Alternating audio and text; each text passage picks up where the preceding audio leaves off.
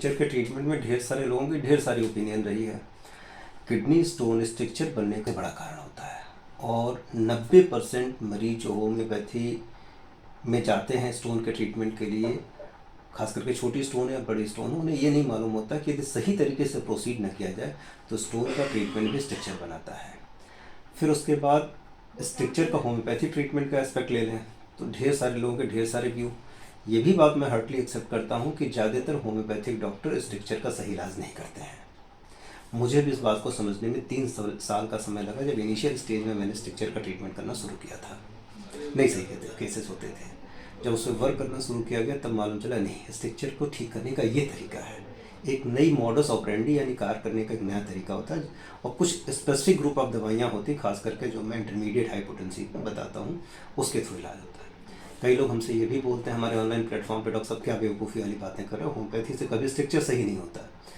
खैर, हर आदमी की अपनी अलग अलग चॉइस, जब तक आप देखेंगे नहीं समझेंगे नहीं तब तक उसके बारे में नहीं बता सकते। और वो भी नो डाउट वो गलत नहीं बोलते हैं, वो भी अपने एक्सपीरियंस ही शेयर करते हैं, क्योंकि ढेर सारे जो होम्योपैथिक डॉक्टर हैं वो स्ट्रक्चर का सही इलाज नहीं करते हैं, होंगे ठीक है। लेकिन क्या एलोपैथिक इलाज से भी स्ट्रक्चर सही हो जाता है? इतना आसान है सारी चीज़ें।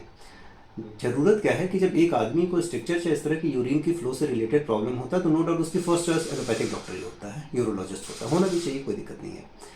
लेकिन सारे लोग उस एलोपैथिक ट्रीटमेंट से सही से रिस्पॉन्स कर जाते हैं? मेजॉरिटी ऑफ द लोगों के साथ दिक्कत आती है। कितने दिन के लिए? तो हमें लगता है कि ज़्यादा से कि हम हमारी बात आप मत समझिए, मत मानिए किसी और, लेकिन जो सफरर है वो ज़्यादा सही से रिस्पॉन्स कर सकता है। चलिए एक छोटा सा वीडियो क्लिप हम आपको दिखाते हैं एक ऐसे बच्चे की जो कानपुर से बिलोंग करते हैं, जिन्होंने एलोपैथिक ट्रीटमेंट अच्छे से अच्छे डॉक्टर से करवाया है और क्या क्या उनके साथ हुआ उसको भी ध्यान से सुनिए। बेटा एक बार रूपेश मेरी बात सुन रहे हो बेटा? बेटा वो झांसी से लेकर अभी तक की प्लीज एक बार फिर से दोबारा उस कहानी को बताओ जो जो हुआ तुम्हारे साथ। हम सर समय लगेगा, पूरी बात ये बता देंगे सर। बता दो बेटा, बता दो सर। हम सर जब हमें सर पहली बार स्टोन का दर्द हुआ था सर सन 2018 में सर 10 अक्टूबर को हुआ था सर हमें रात के 2:30 बजे। ठीक है सर, जब दर्द होगा उल्टी हुई थी सर, हमें बहुत ज्यादा उल्टी हो रही थी सर। हम अपने अस्पताल, सरकारी अस्पताल गए सर, उन्होंने हमें इंजेक्शन लगाया। अगली सुबह सर जब हमने अल्ट्रासाउंड कराया तो उसमें सर स्टोन थी सर। ठीक है सर, तो हमने 7-8-10 दिन बाद झांसी गए सर अपने सर। तो जब उन्होंने सर हमें एडमिट किया, उन्होंने अल्ट्रासाउंड देखा, तो जब उन्होंने हमें कह बोले तुम्हारी किडनियों में कुछ फंसा हुआ है, सफाई करनी पड़ेगी। तो सर उन्होंने सर उनकी जो नई लड़कियां होती सर, ANM GNM करके सर जो आती हैं सर, उनके स्टाफ में सर जो हमें सिरंज लग रही थी सर, हाथ में के बजाय उन्होंने मांस में घुसेड़ दी सर हमारे सर। तो हमारा ये हाथ सर उतना ज्यादा काम नहीं करता ज्यादा सर, सूज गया था पूरा सर। उन्होंने फिर हमें बेहोश करके सर 7 दिन के लिए बेहोश किया सर। 2-3 घंटे के लिए बड़े बड़े पानी के वो टैंकर थे, उन्होंने सर साफ किए सर। और सर 7 दिन के लिए हमें यूरोबैग लगा दिया था सर, पूरे 7 दिन के लिए।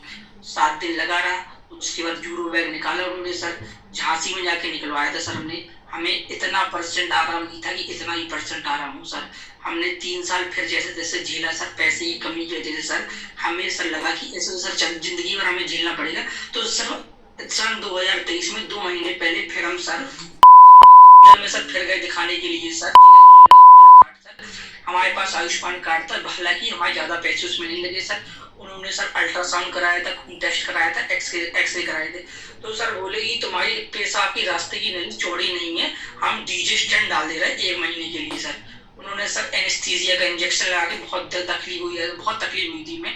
उन्होंने सर 2-3 दिन हमें एडमिट रखा, उन्होंने सर डाल दिया। उसके बाद सर 1 महीने बाद जब उन्होंने डीजे स्टैंड निकाला, हमें शाम के 6 बजे से निकला था वहाँ।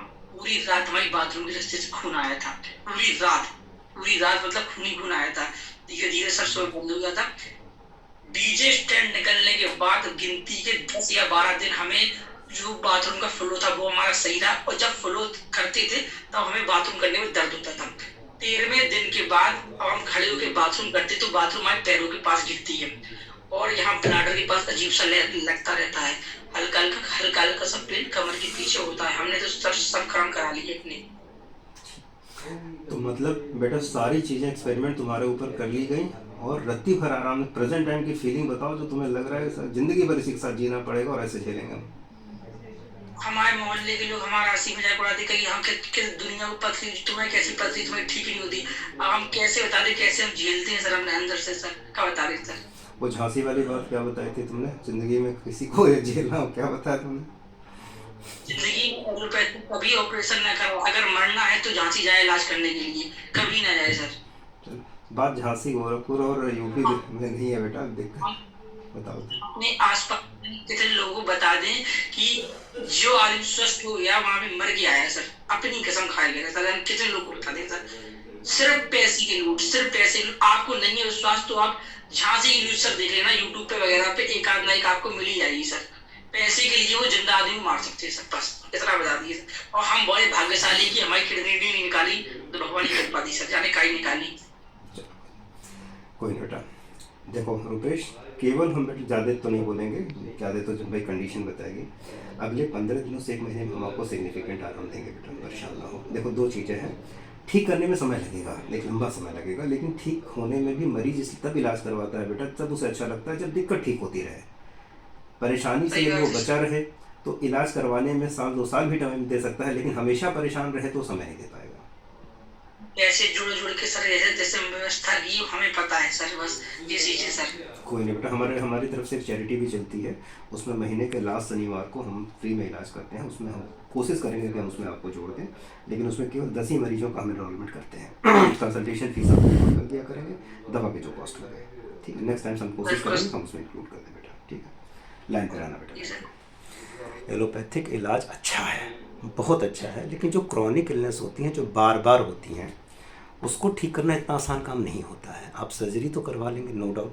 सीवियर ऑब्स्ट्रक्शन जहाँ किडनी कॉम्प्रोमाइज़ हो रही हो वहाँ सर्जरी करवा लेनी चाहिए, कोई भी इलाज बुरा नहीं होता है, लेकिन समझने वाली ये बात होती है क्या वो इलाज हमारे लिए सही है और हमेशा के लिए रिकवरी मोड में डाल सकता है। ऐसा मोस्ट ऑफ द केसेस में मैंने नहीं देखा। 2 महीने बाद, 1-2 महीने का टाइम लगेगा जब हम नए डेटाबेस के साथ आएंगे। जो हमने 2600 मरीजों का इलाज किया, डेली ऐड हो रहे हैं इसलिए वो हम नहीं पब्लिश कर पा रहे हैं। उसमें जब तक मार्च तक के जो डेटाबेस हैं उनको हम लेके आएंगे कि होम्योपैथिक दवाइयों की एफिकेसी कितनी रही है, कितने मरीज़ ठीक हुए, कितने नहीं सही हुए हैं, क्या क्या हुआ है। प्लीज़ उसके लिए वेट करिए, थोड़ा सा समय लग रहा है क्योंकि ओपीडी से टाइम नहीं मिल पा रहा है। उसके लिए ज़रूरत यह है जिस डॉक्टर को आप दिखाइए पहले तो उसके बारे में सही से जानिए और समझिए। कोई भी इलाज परफेक्ट नहीं होता, मैं भी परफेक्ट नहीं हूँ, कोशिश कर सकता हूँ, ऑनेस्ट कोशिश करूँगा अपनी तरफ से। मरीज ईमानदारी से कोशिश करेगा तो नो डाउट उसका रिजल्ट अच्छा होता है। जैसे दीपक के केस में भी मैंने देखा, उसमें भी मैं आराम दूंगा।